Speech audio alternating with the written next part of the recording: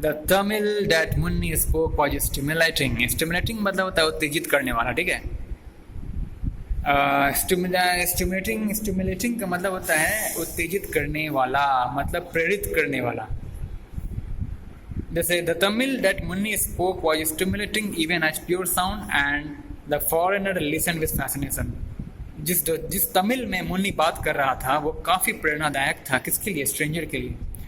और as pure sound stimulating even as pure sound, बिल्कुल पवित्र आवाज़ की तरह, बिल्कुल पवित्र स्वर की भांति वो प्रतीत हो रहा था। जिस भाषा में, जिस तमिल लैंग्वेज में मुन्नी बोल रहा था, उसकी वो बोली was stimulating even as pure sound,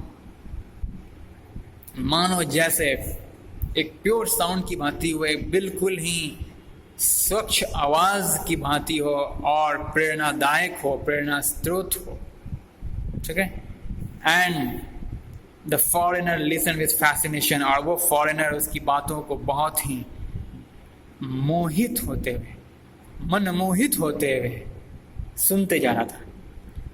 सुनते जा रहा था नहीं, मतलब सुन चुका था, सुन रहा था भी नहीं, एटलीस्ट पास्ट इंडेफिनिट है, मतलब सुना, उसने सुना। और वो फॉरेनर जो था मुन्नी की भाषाओं को, मुन्नी की बोली को काफ़ी मोहित होकर के सुना। अब देखिए यहाँ पर थोड़ा ग्रामर थोड़ा सा आप लोग समझ लो। देखो ही सेड, अब फिर आगे ये सेंटेंस है, ये इन्वर्टेड कॉमा में बंद है। इन्वर्टेड कॉमा में बंद है यानी कि कौन सा हो गया? रिपोर्टेड। ये आपका नरेशन का पार्ट है, that is the part of direct narration, और this is the reported speech and this one is the reporting verb. तो ये इन्वर्टेड कॉमा में बंद है, यहाँ से मैं समझ सकता हूँ कि ये एक रिपोर्टेड स्पीच है एंड देन डायरेक्ट नरेशन। तो ये डायरेक्ट है, अर्थात डायरेक्टली कौन बात कर रहा है? वो फॉरेनर। अब वो फॉरेनर कहता है I wish I had my tape recorder here. अब वो कहता है कि अफसोस जताते हुए कहता है कि अफसोस जताते हुए उसने कहा कि अगर मेरे पास यहाँ टेप रिकॉर्डर होता तो मैं तुम्हारी सारी बातों को रिकॉर्ड कर लेता। तुम्हारी बातें, आपकी बातें सचमुच में काफ़ी अद्भुत है, काफ़ी सॉनरस है, स्टिमुलेटिंग है, मतलब प्रेरणादायक है, एक पवित्र ध्वनि की भांति है, ठीक है, एक पवित्र ध्वनि की भांति प्रेरणा स्रोत है, एक पवित्र आवाज़ की तरह प्रेरणादायक है आपकी ये बातें। अगर मेरे पास टेप रिकॉर्डर होता ना, अभी आप रिकॉर्डिंग कर लिया होता ये सारी बातों को। कौन कह रहा है? किसने कहा ये बात? फॉरेनर ने। आगे एज्यूमिंग द प्लेजेंटेस्ट एक्सप्रेशन, ठीक है। Your language sounds wonderful, I get a kick out of every word you utter. मुझे आपकी हर बात सुनने के बाद एक किक मिल रहा है, लग रहा है कि थप्पड़ सी मिल रही है। मेरा मतलब मुझे जो चाहिए था, जिस खोज के लिए, एक्चुअली जिस जवाब के लिए, जिस सांत्वना के लिए, जिस कॉन्फिडेंस के लिए, जिस आत्मविश्वास की प्राप्ति के लिए, जिस संयम और सदाचार के संस्कार की प्राप्ति के लिए मैं भारत आया था, वो मुझे आपसे मिलने लगा है। और मैं आपसे इसलिए बहुत ही इंस्पायर्ड होते जा रहा हूँ, बहुत ही प्रभावित होते जा रहा हूँ, बहुत ही अट्रैक्ट होते जा रहा हूँ। आप मेरे गुरु के समान होते जा रहे हो। जिस चीज़ के लिए मैं भारत आया था वो मुझे आपसे मिलने लगा है। ये कौन कह रहा है? वो फॉरेनर कह रहा है। तो फॉरेनर से वो रहने वाला कहाँ का था? न्यूयॉर्क का। तो न्यूयॉर्क में एक समय की बात थी, जो हॉटेस्ट ऑफिस में, बहुत ही भीषण गर्मी में जब वो काम कर रहा था अपने ऑफिस में, तो फिर घर गया। आपने पढ़ा था पिछले बार, रास्ते भर सोचते विचारते अपने घर में, ट्रेन में सफ़र करते हुए एक ही बात को सोचते रहा। जब अपने घर पहुंचा तो सारे अपने बीते हुए बातों को, अपने बीती हुई परिस्थितियों के बारे में जिक्र अपनी पत्नी के सामने किया। और फिर अपनी पत्नी को कहता है कि अब समय आ गया है दूसरे देशों की, किसी दूसरे सभ्यता का दर्शन करने का, to get up the glimpse of other civilisation. दूसरे सभ्यता के दर्शन करने का समय वक्त आ चुका है और इस विंटर हम भारत जाएंगे, ऐसा अपनी पत्नी को कहा। तो अब वो भारत आ चुका है और एक्चुअली एक्सपीरियंस भी करने लग गया। किसे? जब उसकी मुलाकात मुन्नी से हुई। मुन्नी से जब उसकी मुलाकात हुई तो उसको बहुत ही सांत्वना मिलने लगा, बहुत ही इंस्पिरेशन मिलने लगा।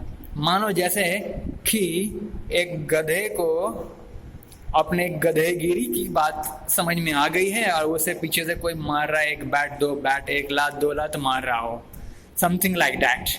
आप समझ गए ना? जैसे कि मान लो आपसे कोई बड़ी बड़ी भारी भूल हो गई हो, ठीक है, आप अपनी बेवकूफ़ी के चलते अपना धन साम्राज्य सब छोड़ छाड़ के दूसरे कंट्री में चले गए, और दूसरे कंट्री में जाने के बाद आपको अपनी बेवकूफ़ी का अनुभव होता है कि आप कितने बेवकूफ़ थे। और उस वक़्त जो बेवकूफ़ी का अनुभूति कराने वाला जो महापुरुष आपके सामने खड़ा है, जो आपकी बेवकूफ़ी को, आपकी गलतियों का एहसास करा रहा है, उसकी बातों को सुनने से आपको कैसा लगेगा? मानो जैसे आपके पिछवाड़े में कोई मार रहा है 2 लात 3 लात 4 लात, इस तरह से लगेगा ना? और लगेगा तो फिर आपको अच्छा भी लगेगा कि हाँ चलो मुझे कोई तो मार तो रहा है, मुझे कोई तो समझाने वाला है, लाठी मार के सही, किक सही, लेकिन मुझे कोई समझा तो रहा है, मुझे काफ़ी सेटिस्फैक्शन मिल रही है ना? ऐसा लगता है।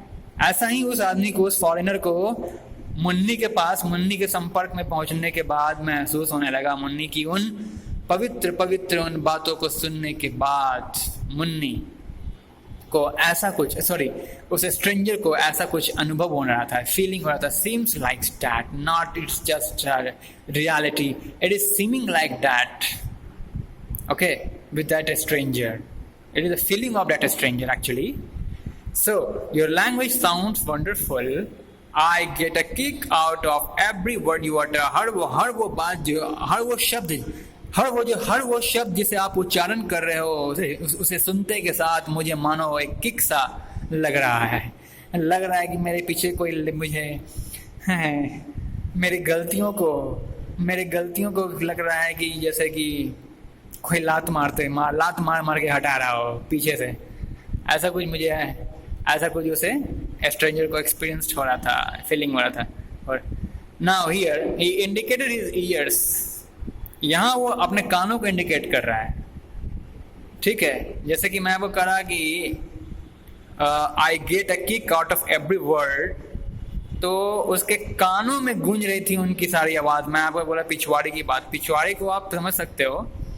I get a kick out of every word you utter, here indicating his ears, मतलब उसके कानों में मुन्नी की हर वो पवित्र आवाज़ें गूंज बन करके एक किक सल, उसके कानों में एक किक मिल रही थी, मतलब उसके कानों को एक किक मिल रही थी। नॉट पिछवाड़े, उसे पिछवाड़े की बात यहाँ पे नहीं है, उसके कानों को यहाँ पे लिखा ना, ही इंडिकेटिंग हिज ईयर्स, मतलब फॉरेनर की जब कानें मुन्नी की उन प्रेरणादायक बातों को सुनी तो उसके कानों को मानो जैसे किक मिल रहा हो।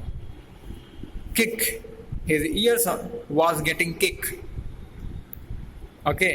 जैसे कि किसी की बेवकूफ़ी को आप हटा रहे हो और वो अपनी बेवकूफ़ी के कारण काफ़ी परेशान है, बोझिल है, और अचानक से उसकी बेवकूफ़ी को दूर करने वाला कोई आदमी मिल गया, तो उसके कानों को कैसा लगेगा? वो तो काफ़ी लंबे अरसे से चाह रहा था कि मेरे कानों में कोई मेरे बेवकूफ़ी को दूर कर देने वाला कुछ बात कह दे, कोई मिल जाए जो मेरे बेवकूफ़ी को दूर कर डाले, मुझे कुछ समझ शिक्षा दे दे, मेरे कानों में कुछ अपनी समझ और शिक्षा दे दे, कोई तो मिल जाए। अब मान लो और फिर वो मुन्नी उसे मिला, मुन्नी के संपर्क में जब वो आदमी जाता है स्ट्रेंजर, तो बिल्कुल उसका एक्सपेक्टेशन पूरा होता है, और मानो जैसे उसके कानों को कोई किक मार रहा हो, ऐसा उसको फील होता है और वो काफ़ी खुश रहता है। But you don't have to waste your breath in self talk, अब कहता है वो फॉरेनर, लेकिन आपको इन सेल्फ टॉक यानी कि खरीद और बिक्री की बात करने में आपको अपनी सांसें वेस्ट करने की कोई ज़रूरत नहीं है। आई अप्रिशिएट द आर्टिकल, मैं सराहना करता हूँ इस आर्टिकल का। You don't have to explain its points, इसके सारे पॉइंट्स को एक्सप्लेन करने की आपको कोई ज़रूरत नहीं है। कौन कह रहा है ऐसा? स्ट्रेंजर। नाउ द अमेरिकन अब खड़ा होता है, stood up on the pedestal in the attitude of a demonstrative lecturer. अब उस पेडेस्टल पर, पेडेस्टल समझते हैं ना, बताया था मॉन्यूमेंट्स होता है, जिस एक सपोर्ट होता है जिस पर मॉन्यूमेंट खड़ा होता है। एक सपोर्ट हो गया कंक्रीट का, जिसके ऊपर कोई भी स्टैचू बैठा हुआ रहता है, माउंटेड रहता है, तो वो पेडेस्टल हो गया। कंक्रीट का बना होता है, कुछ हाइट होता है 4 फीट 5 फीट का, जिसके ऊपर किसी भी गौतम बुद्ध के जैसे कि स्मारक को रखा गया है, बुद्ध जी के स्मारक को, गांधी जी के स्मारक को किस पर रखा जाता है? एक माउंटेड होता है ना, एक सीमेंटेड का 8 फुट का 4 फीट का होता है। हाँ, तो उसी के ऊपर वो अमेरिकन खड़ा हो गया, वो न्यूयॉर्क का रहने वाला स्ट्रेंजर खड़ा हो गया पेडेस्टल पर। किस तरह के एटीट्यूड में? जैसे कि मान लो कोई लेक्चरर है, कोई डिमॉन्स्ट्रेट करने वाला, मतलब वर्णन करने वाला कोई लेक्चरर है, खड़ा हो चुका है इस पर, और कहता है रनिंग हिज फिंगर, अपनी उंगलियों को घुमाते हुए कहता है running his finger along some of the carved decoration around the horse neck।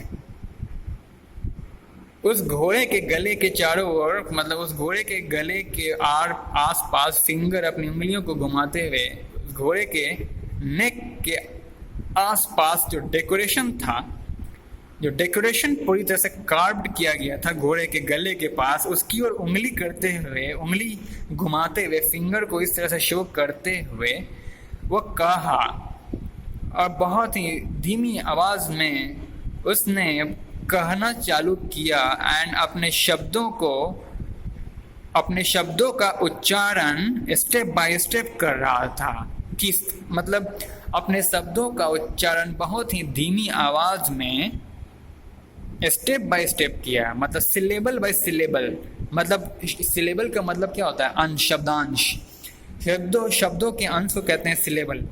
तो एक शब्द के अंश के बाद दूसरा शब्द के शब्दांश, मतलब हर एक शब्दांशों के बाद दूसरा शब्दांश, हर एक शब्दांशों के बाद दूसरा शब्दांश वो कहने लग, वो कह रहा, उसने कहा बिल्कुल धीमी आवाज में, ठीक है। हाँ, तो अपने शब्दों का उच्चारण वो कैसे किया? डिमॉन्स्ट्रेटिव लेक्चर के रूप में पेडेस्टल पर खड़ा होकर घोड़े के नेक के आसपास फैले हुए डेकोरेशन की ओर अपने फिंगर को यूं इस प्रकार घुमाते हुए बहुत ही धीमी आवाज में शब्दों के अंश को एक के बाद एक स्टेप बाय स्टेप उसने उच्चारण किया। क्या किया? I could give a sales talk for this better than anyone else. This is the marvelous.